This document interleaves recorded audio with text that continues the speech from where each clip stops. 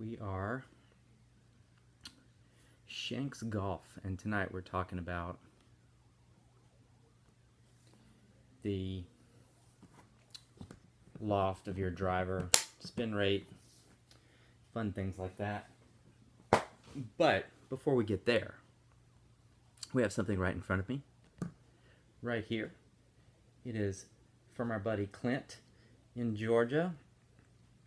From, let's see, it is shout out to Clint's Custom Clubs.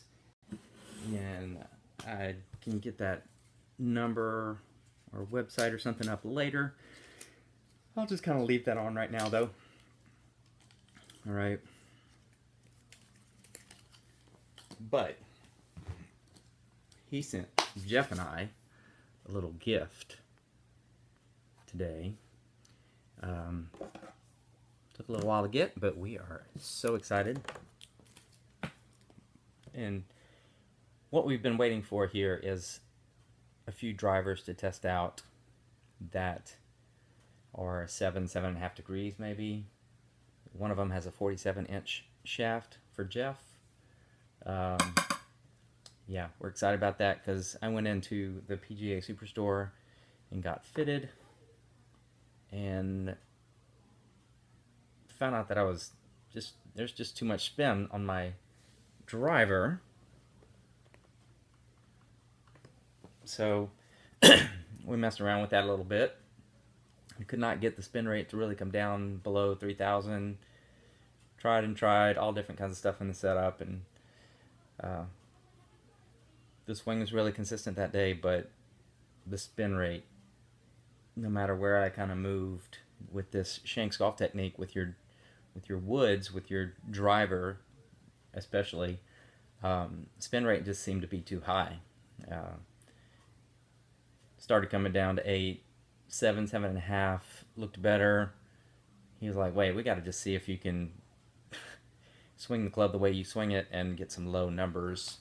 And he gave me a 5.5 degree driver, which, yeah, it probably came off this parallel right here. Probably came off like that. You know, you want your ball to fly higher with low spin rate. But the spin rate did come down to like 1,200, which is kind of stupid. But anywho, after all said and done, we spent a little time and figured that around 7.5 degrees would be the best spin rate. So let's see if we can see what we can do here and see what Clint sent us and how excited we can be about this. That doesn't work. Too heavy. Fix that real quick. Yeah. Okay, I'm going to split screen. 1, 2, and go. All right. So it's Christmas time in Claremont, Florida on February 24th, I believe. Whoa. Glad I didn't go too deep. Getting there. So he sent a few drivers, sent some other accessories like, I think he was going to send some grips, maybe gloves, maybe shoes. I work in missions, so he graciously sent a set of left-handed golf clubs to one of my friends, Gabe, out at Used with a Mission. Sent him a golf bag. Nice little golf bag here for Gabe. Alright, so here's a sneak peek. You can see the golf bag. Alright, let's get that out of the way first. Probably, I'm guessing everything's in the golf bag mostly. And everything survived. Alright, we got another little bag there. Another little bag there. It's driver heaven. Alright. If that goes away, we'll get to the driver's knot first. Alright. Whoa. Alright, so let's start with left-handed irons, left-handed. I'm gonna figure all this. What's going on here? Left-handed putter, just left-handed putter? Yeah, left-handed putter. Left-handed irons. Left-handed irons. 1, 2, 3, 4. Alright. Here we go. Alright, so we'll put Gabe's stuff off to the side. We'll have a little party here. Let's go with this first. So this is my driver right here. It is a 48 inch. Ooh, maybe it's a little bit shorter than 48 inches. I'm sure this table's probably 48 inches. Alright. We have... Nope. Ooh. It's like a package inside of a package.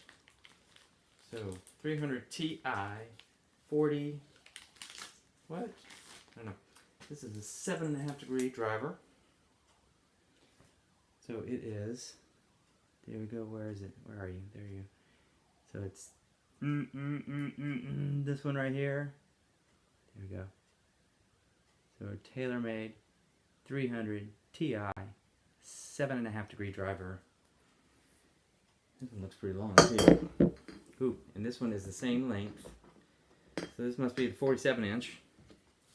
And I guess Jeff and I, we have another inch to go because we haven't been playing with a 48 inch driver.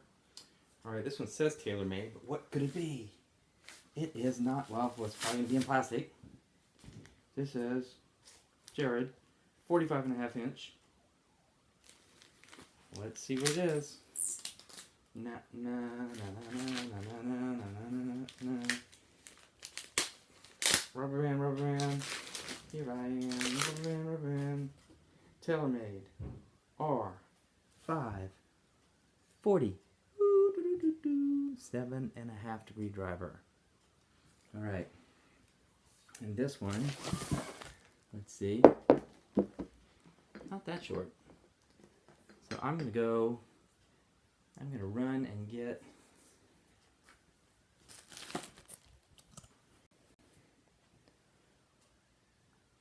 let's see, none, here, go, and let's switch the oops, nope. Turn it off. Do that. Oop, nope. There. Alright, so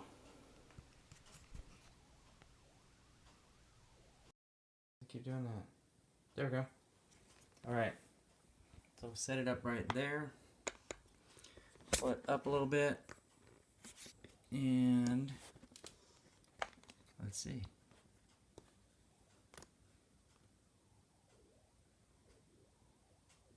Go live right there. We're going to see what the length of those drivers are. If Jeff's logging on right now, you'll be able to see those.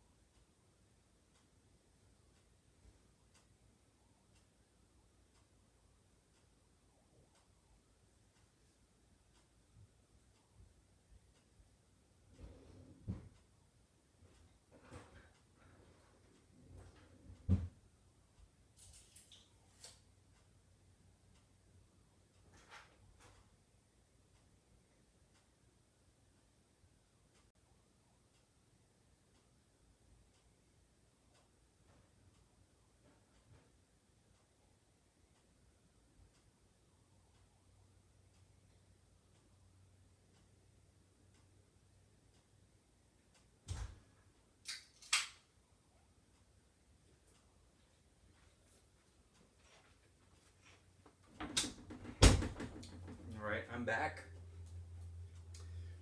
And what we're going to look at a second ago. Switch angle. Switch shots there. Again, shout out to Clint. 7 feel. This is a, let's see. Oh, well, it's a 46 and 3/4 inch. 46 and a half inch. So I don't know where these little dudes get measured from. Right? 46 inches maybe. And then 46 inches. And then 40. Right. So we gotta figure that out. Because I don't see 48 inches anywhere here. So, a couple of more. Let's kind of see if we can do here. Can we make that come in? And go up a little bit. Maybe right there. And ready, set, go. All right. So we'll get rid of that lower third right there. And again, it's Christmas time here at Shanks Golf. Buddy from Clint's Custom Clubs in Georgia. Okay, Jeff and I are going to have a challenge. We're trying to figure out the best way to teach this method. We can give you a whole bunch of pieces to the puzzle, but we're trying to give you an order on what you should work on, what you shouldn't work on, what you should avoid. So Clint sent me a few left-handed training clubs, is what he called them, because Jeff and I are going to do a challenge. We're going to go out tomorrow night and hit our left-handed clubs, because we are both right-handed, FYI. We're going to hit our left-handed clubs and see what we can do. We'll take like an average, maybe hit 10 shots with a 7-iron. Or something like that. I don't know exactly what Clint sent me. Sent me some nice little ones, though. Ooh. Oh, that's so nice. This is a beautiful club. Where are you? So here we go. So here is a, it says Sure Out, Ben Hogan. The one and only Ben Hogan. Looks like it's been used quite a bit. But that'll go nicely with my Hogan Apex clubs that Clint had sent to me. This feels really weird because it's left-handed. And it's a ping. Oops, there we are. This way. Ping. I. 3. Left-handed. 6-iron. Left-handed 6-iron. Alright. And a Ben Hogan. Left-handed, because it feels really weird in my hands. Ben Hogan, left-handed, sweet 7-iron there. Jeff has no chance.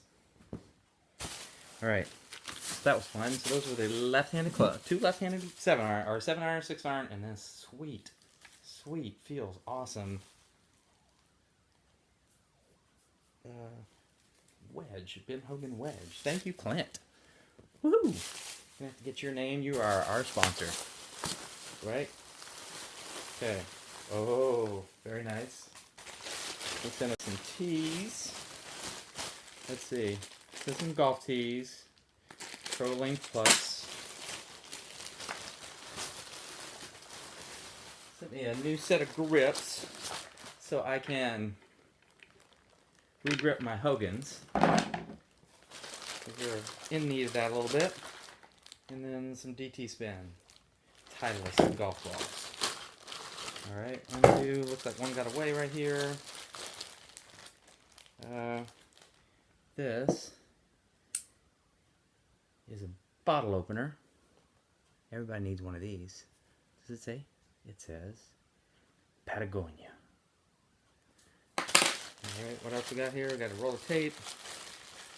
We got, oh, is this stuff? Oh, he sent me stuffed even to grip solution to do that with. Look at him. He's thought of everything. He is the man. Alright, and best part of my gift there. So shout out to Clint. Deals in used clubs. And sweet used clubs, I might add. After playing with those Hogan blades that he got for me last summer. Has it been since last summer already? Wow. Alright, so PGA, Superstore. This, like that. I don't think we're really going to look at... Oh, there's more. There's more. What in the world is this? Alright, let's see what this is. This is dead rubber band. And...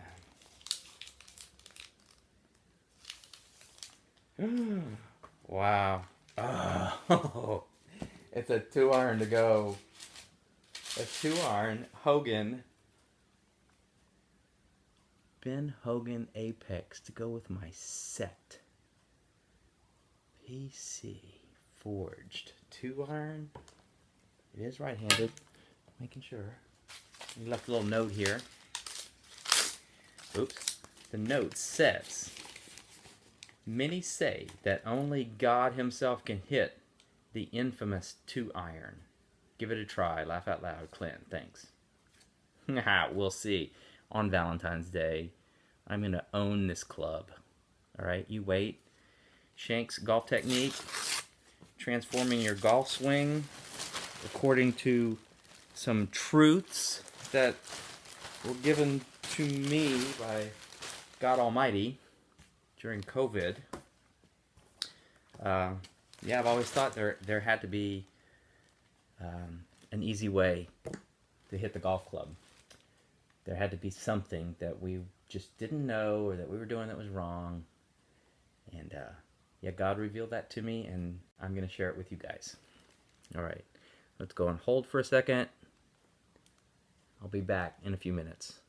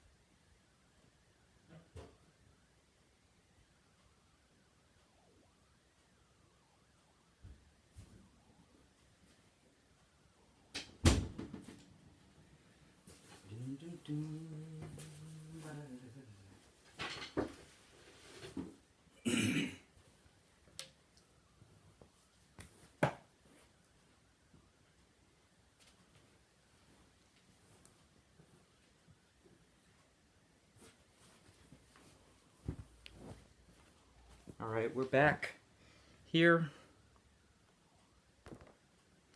Thanks for holding on just for a second. So yeah, thank you, Clint Sappenfield from Georgia and Clint's Custom Clubs for all our goodies. You are our #1 champion sponsor. You are at the top of our list when we discover new things about this golf swing. All right, let's get kind of organized here a little bit. Move some things out of my way. Very cool and double cool. And out of my way. All right, so what we're talking about today. Let me get my dry erase board.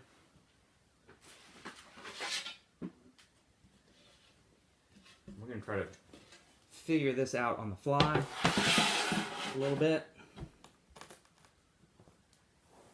Don't know how this is going to all work, but we'll see in a moment.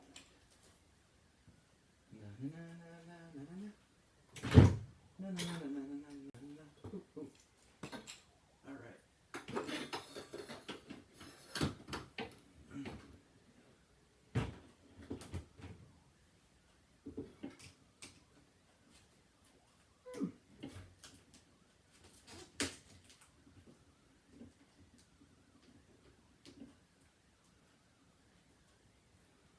Alright, maybe we'll be able to figure this out in a second. Should go to break, but we don't have that capability here at Shanks Golf yet. Eventually, we hope to. I'm trying to turn off my phone there.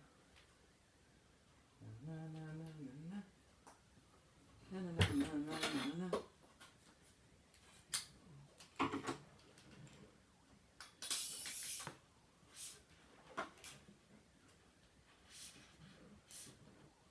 That's a pretty good spot there.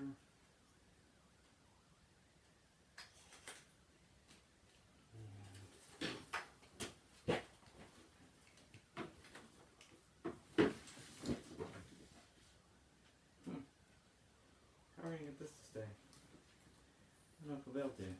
1, 2, 3.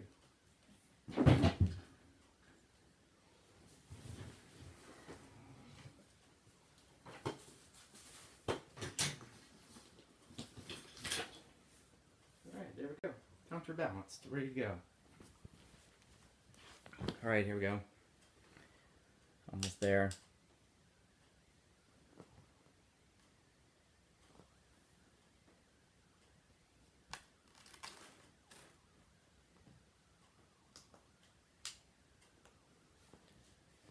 I don't know.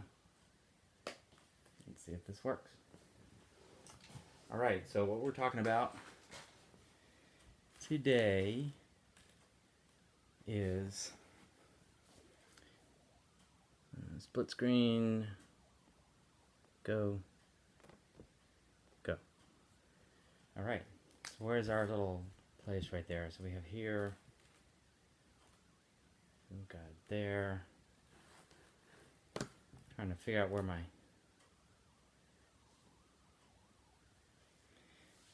place is. Alright, so spin rate, we'll just say 7-iron. We look up stuff on the internet. I can look it up as we're talking.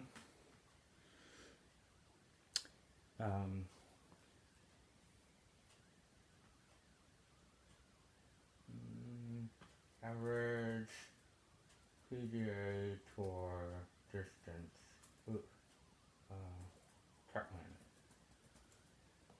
Alright, Trackman numbers from the PGA Tour.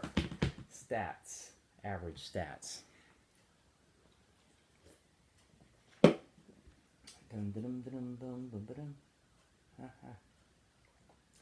Alright, so we're going to look at the 7-iron.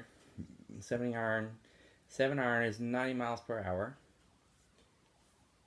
Whew. That's pretty fast, right? Attack angle, negative 4.7 degrees. So you're hitting down on the ball. Right? We have ball speed. Ball speed is relative to this, pretty much. So I don't even want to put ball speed because it's pretty much relative to whatever the club head speed is, for the most part. But maybe not so in the case of the Shanks golf technique. We're going to have to look at those numbers too when we go out to the PGA store tomorrow. Smash factor 1.33. Smash. And we have launch angle 16. There, that's what I'm looking for. 7,100 is the RPMs. Rotation spin rate, rotations per minute, 7,100. Okay. And maximum height in yards, so about 90 feet. 172 carry 172 yards. All right. So those are your average PGA Tour numbers. when it comes to, so this is the one we want to talk about today, because there's a significant difference in how much the ball spins. I need a little bit more light on my face. There's a significant difference about how much the ball spins when using when using the Shanks technique. It's quite different.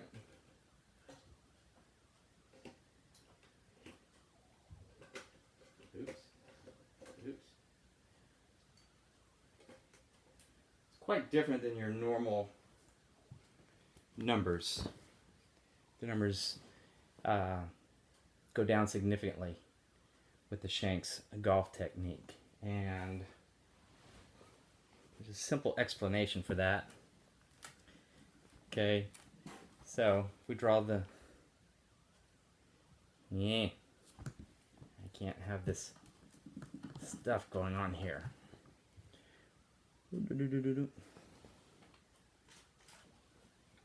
All right, so if here's the ball,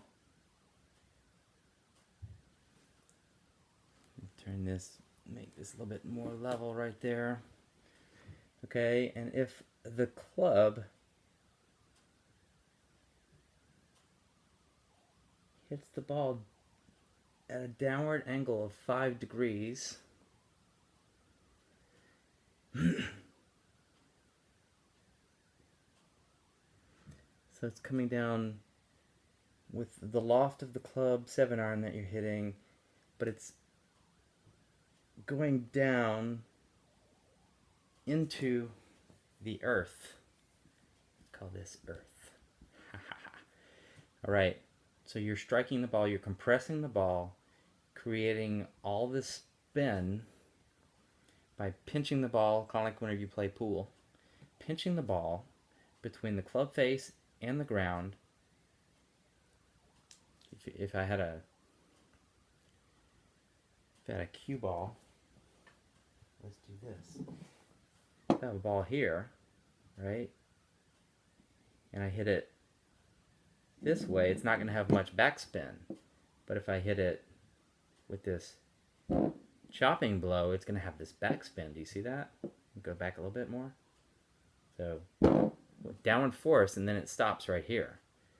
As opposed to if the club hits the ball completely released, it hits the ball that way, there's going to be a lot less backspin because it's not pinching the ball between the ground and the earth. So 7-iron,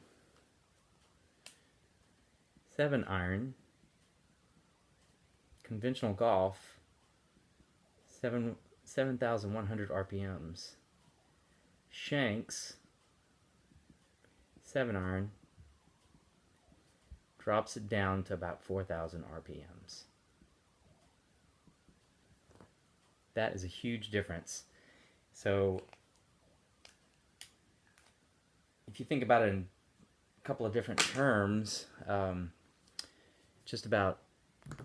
think just about every shot that I hit is a flyer in some respects because the ball's not being compressed.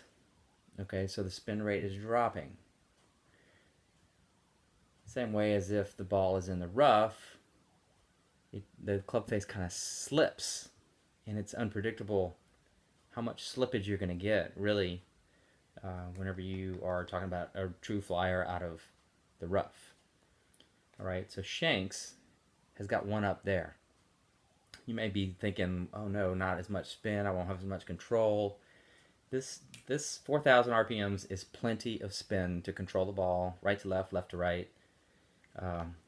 Stop the ball on the green. It starts getting lower than, 5 or 4,000, then you might have a little bit more trouble stopping the ball on the green, but really only truly concerned about that action on the green when you're talking about your wedges, 9-iron, and there is plenty of spin there.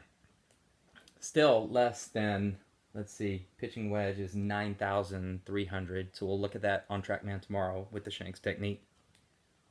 I would imagine it's going to be about 5,000 instead of 9,300. Maybe a little bit more, maybe between 5 and 6,000. All right. So what one? So I like that. I like that because let's go back to. Oops. Let's go back to split screen. Where are you? There we go. We're on the wrong side.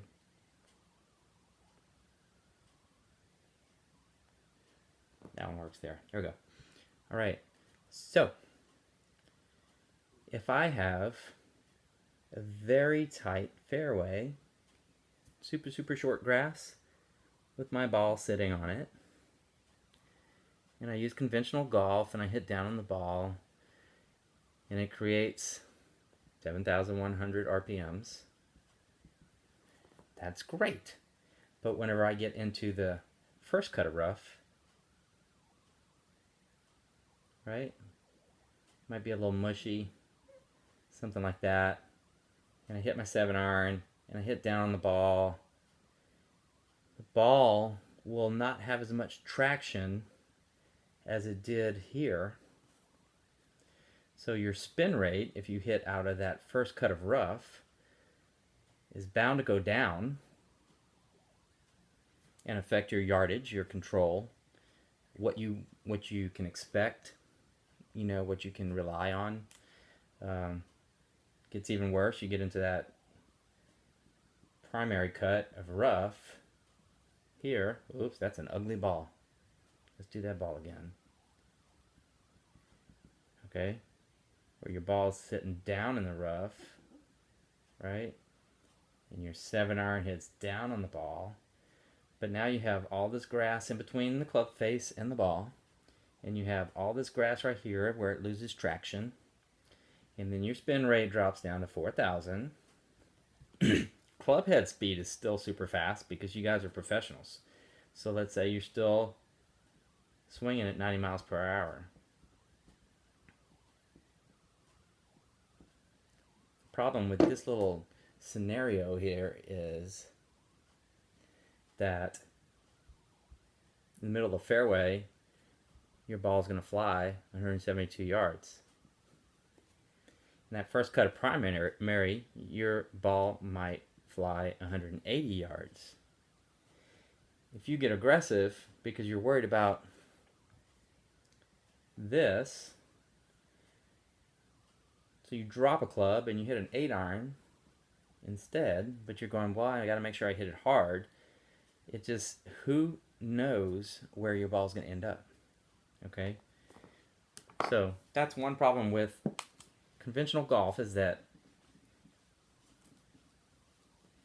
the inconsistency in what you're hitting off of creates a lot of unknowns about how far the ball's going to travel.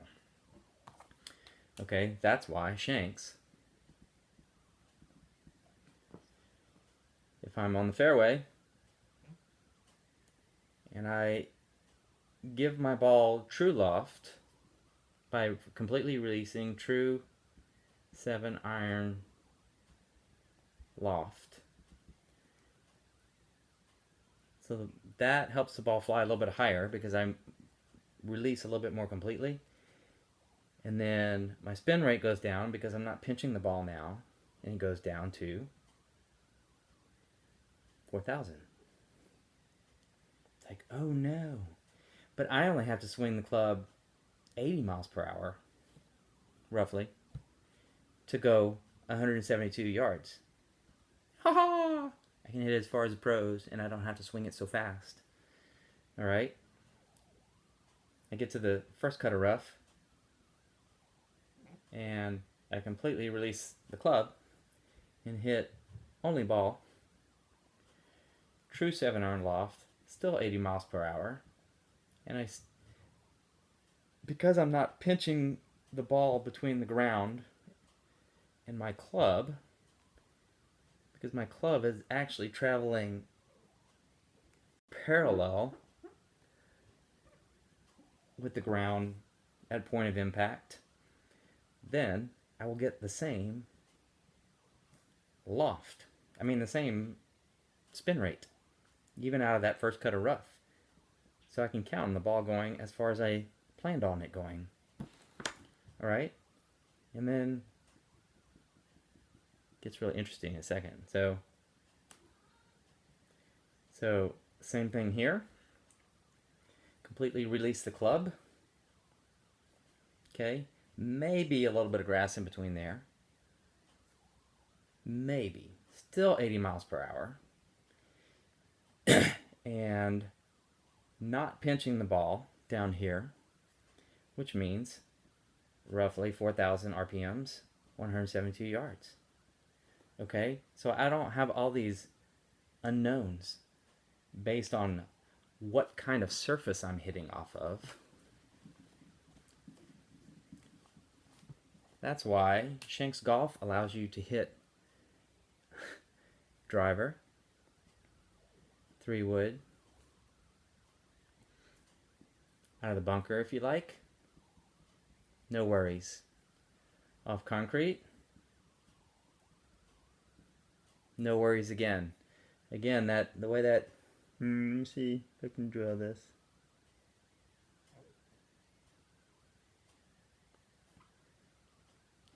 That club is being fully released by the time of impact right here, if the ball's right there.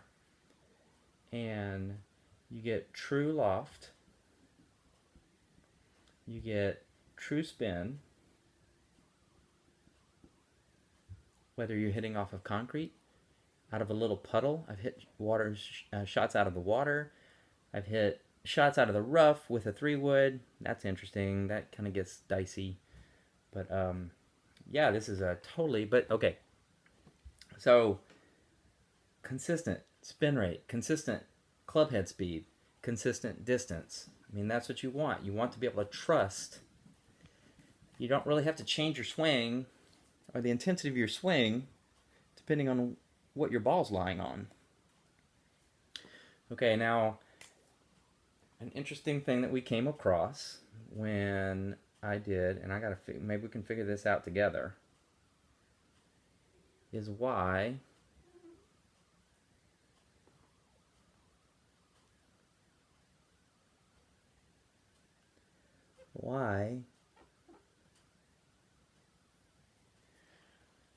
Shanks technique when hitting off of a tee with my woods, there's something in the dynamics of this swing that no matter how much kind of even straight or even, what do they call that, a positive angle of attack, right, where you're coming up hitting the ball, even with those, as I moved the ball around and did all kinds of weird things, I mean, I had to get really weird with the swing to get my RPMs to go down. Okay, they wanted to stay around 3,000 with my 10.5 degree driver. All right, so his suggestion was we start going a shallower club face. Straighter, more vertical club face. Where are we? Right there. So we toyed around a bit, and if you're going to use this technique, I mean, if you want to hit the ball far, you have to, have a certain launch angle, but then you also have to have a certain spin rate so that the ball will fly, most efficiently and the longest time in the air. And I guess those numbers are around 1,800-ish RPMs, right? Maybe 1,600 to 1,800. Okay, and Shanks goes 3,000 to 3,500. Okay, that was with my 10.5 degree driver with a 48-inch shaft, or 47-inch shaft, as we found out a while ago whenever I measured it. So what I can't wait to try tomorrow, and Jeff and I were hitting some bombs the other day, over 300 yards. Jeff drop kicked one 300 yards into the wind. He's a lot bigger than I, but it's really, as you'll find out as you kind of walk with us through the Shanks technique, it is about hand speed. It's about having the torque required and necessary to create angular acceleration, which is that weight on your lead foot, allows you to release the club on plane super dynamically, efficiently, fast, just not torquing your back, not using your muscles. You're just pushing against the ground, resisting. It's like if I had this little bitty short wrench, right? If I had a little bitty short wrench, where are we? There we are. If I had a short wrench, and I was trying to get this really tight nut loosened, and I mean, I could put all my effort. I could put my weight into it, and I can start pushing, and just everything I got, and I can't get it, right? Okay, and that's where you get a longer lever, and your wrench is way out here, and that same bolt that you put all your weight into now can just be unscrewed. It's torque. All right, torque gives you the force necessary for what we want it for, is to create angular acceleration of our golf club head, which is around our hands. And the torque that we access, and in the conventional golf swing, they access the same torque, but they have to wait because they've shifted their weight over to the right, and hands are so high, they have to like shift their weight, drop their hands, wait, delay the release. And when are they releasing? They're releasing once they can resist the ground with their lead foot. Then they can ignite their little afterburners and try to hit it as hard as they can. The problem with that is they have to time 24 different components to do so. And that makes the golf swing quite difficult to perfect and to master, if you will, and be able to hit shot after shot after shot. Shanks plans to change all that. More consistent spin rate, no matter what the lie. More consistent ball striking because no lateral movement. More power because not all these wasted motions, and you have all the torque necessary, all the resistance necessary to create as much power as you can with your hands, as much club head speed.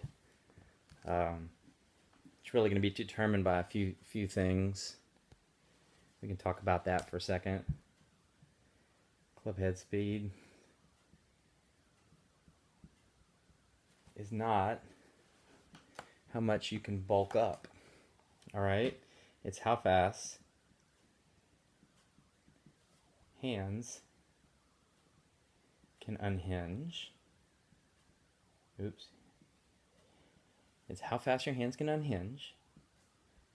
How much you have hinged. So if your wrist hinge is 110 degrees, and you have the same kind of athletic ability as another guy who only has a wrist hinge of 90 degrees,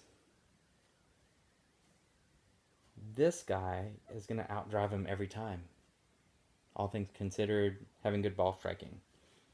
Okay, so that's another ball striking thing, is your ball striking has to be solid to be able to really kind of utilize all the club head speed that you've developed. So we're going to talk about how to sync, how to get your timing and your tempo. So timing, tempo, and I think we've all found those days or those moments that we can hit the ball just perfectly. We're all in sync, we're all timed up. The problem is, from shot to shot,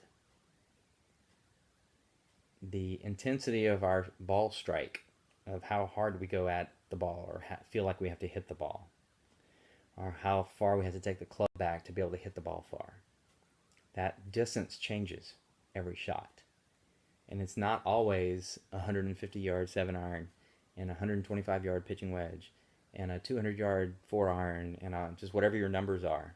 It's not you're never on the number. You're never right on the number.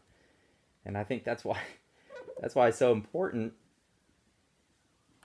to know what variables, what things we kind of tweak that are good, and some that are bad, and some I think that we have a misconception of what we need to do when we want to hit the ball farther, or if we want to hit a 3/4 shot. So again, those are the 3 shots that we're gonna have with the Shanks. We're gonna have a 3/4 shot, which is not necessarily 3/4. All right, I think that's gonna work. It's not necessarily 3/4. It's just that backing off, not hitting a full 7-iron. So you call it a 3/4 7-iron. Okay, so that's what we're gonna call it, and that is gonna be a 1 on a scale of 1 to 3. Okay, and in your normal full shot, so if your stock shot with a 7-iron is 150 yards, that's going to be a number 2. Okay, and these numbers are important. It's 1 plus 1 equals 2. Okay, or 2 plus 2 equals 4. That is the epitome of the difficulty of this golf swing. Okay, if you've played good golf before in your life, then it's going to come down to these little components, and you will have a pure ball striking every day. Okay, we're going to call this one grip it and rip it. And everybody knows that. I just didn't feel like writing it all. So that's a number 1, that's a number 2, and that's a number 3. All right, so we have 3 modes of a golf swing. Okay, the thing about timing is the time it really takes time to release club has to equal, let's write this a different way.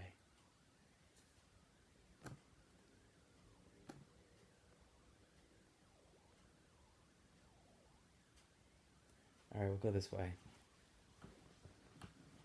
We'll go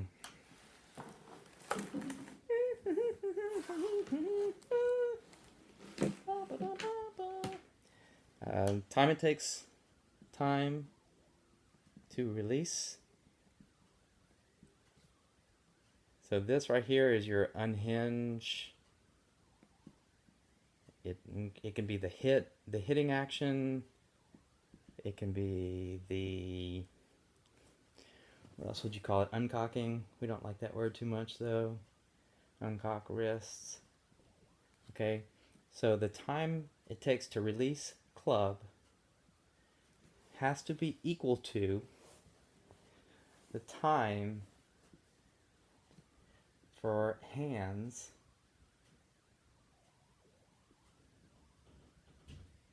and your arms to return to address position. Okay, so that is what we're trying to time. That is the magic E equals MC squared, right? This is E equals MC squared. Okay, not in those terms, but that's how big this discovery is. Okay, there's a lot of other things that you're gonna have to learn, and you might go out and have a lot of success, and then the next day you have no success. And I've spent 8 months testing the limits of this golf swing, seeing how far I can hit it, how hard I can hit it. Does it work for this? Does it work for that? Does it work for the other? And I come to tell you that it's the real deal. You can learn how to play golf blindfolded here. And Jeff and I are going to try to learn how to play left-handed. Let's put me back up there. We're going to try to play left-handed and see how long it takes if we can learn this golf swing, this technique, in our uncoordinated left-handed way in less than 2 weeks. All right, so tomorrow we're going to do some test shots with our 7-irons. Maybe, I think I have a driver, left-handed. So we'll do 5 or 10 shots of each of those and see where that takes us.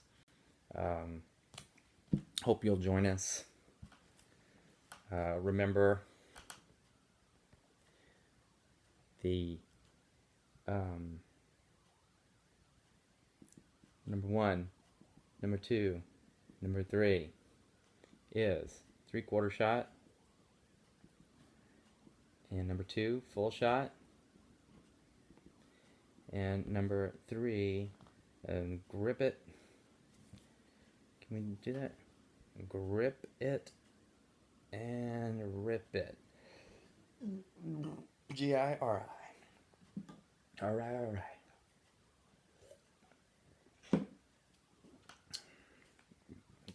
Okay, if you have the right length, so there's a certain amount of time that it takes for you to release the club 75%, 90%, and 100%, like as much as you got, right? It's that action, it's that action of going from a fully cocked wrist to fully extended at impact. Okay, there's a certain amount of time. What did I do? I kind of figured out the math for this. 100 miles an hour club head speed. Then the time it took me here. I did the math. I'm going to open my Excel here.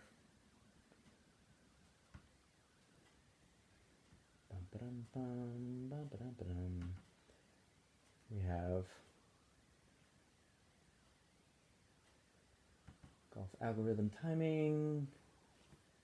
All right, so it took 2.236. There we go. 0.236 seconds. Okay, and this wasn't a timing that I did on, like timing it, like with a timer. What I did is I did the math, which is kind of interesting. I don't remember all the formulas right now, but if my arm is 29 inches long, and here are my hands. Is that right? No, we're doing the club right now. If my club is 45 inches long, right, and my hands are right there, and I take the club back, I take my arms back, and I have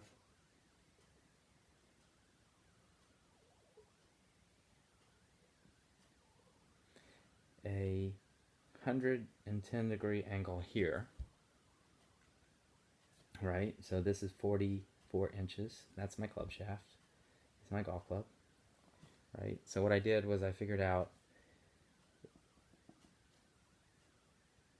if I wanted to figure out the distance the club had to travel, if it went all the way around, it would be pi times d. So it would be 3.14 times 44.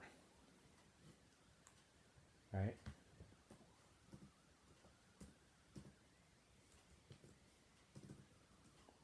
Which is 138 inches. But the club, when I release the club to impact the ball, it's really only going from here to almost fully extended to here, right? Which is about 105 degrees. 105 degrees.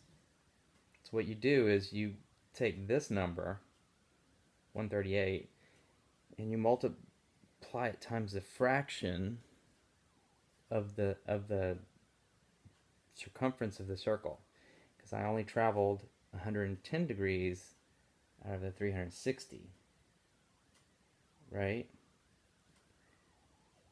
105 degrees. So you do this equals 105 divided by 360. you know, with 0.29, da da da da, and go equals that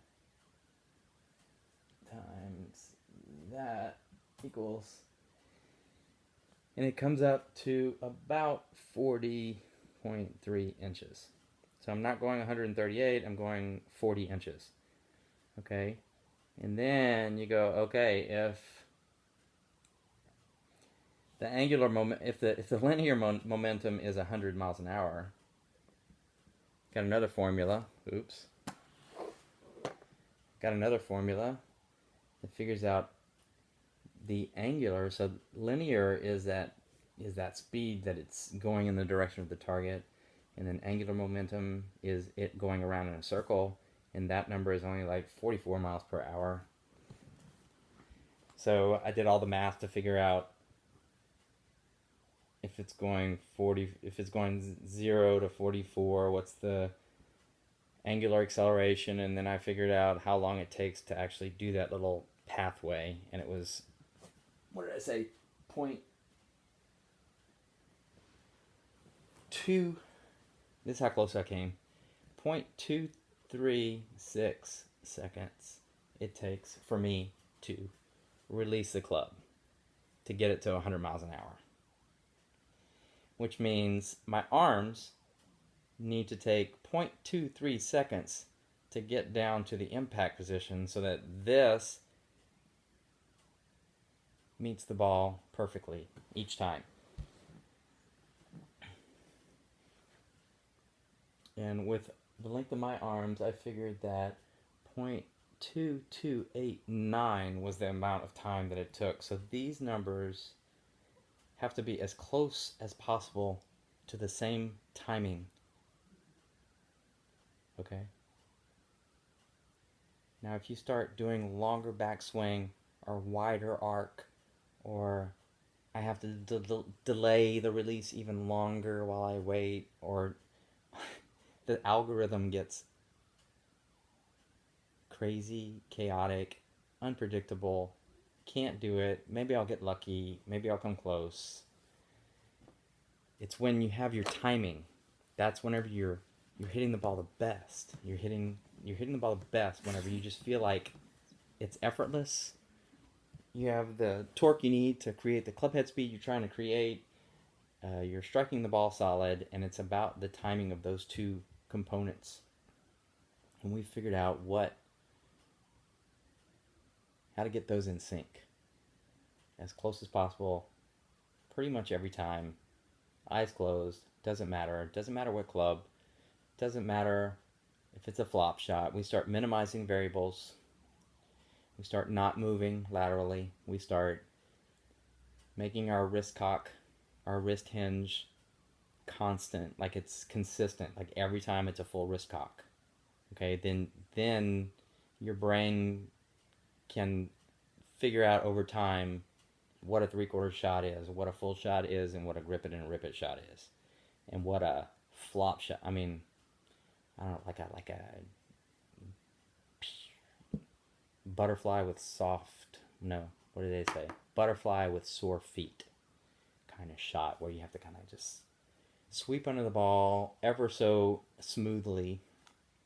There's timing for all that, but if you start messing around with the width of your arc, or the angle, or the this or the that, and it gets too complicated. I mean, this algorithm is so complicated. You change one thing, and then it's just a series of changes, compensation, adjustments, hope, prayer, all that stuff. So anyway, stick with us. Hope I didn't bore you to death. And yeah, we're going to have a challenge coming soon, a duet challenge. And it'll be a, let's see. Here we'll go. We'll go with a 75 to 100 yards, right? You get 3 tries, and you post your best one to a middle pin. All right, you can use any club you want, does not matter. Any wedge you want. How about any wedge? Any wedge. All right. Do you want to do it one-handed or on one foot? That's the real question. I'll let you know tomorrow. All right, think about it. One-handed or 1 foot. Okay. 3 tries. Best result in 3 tries will get a Shanks golf hat or a Shanks golf t-shirt. You name it. All right, so stick with us. We'll see you later. I am Jared Hanks, and we are out of here.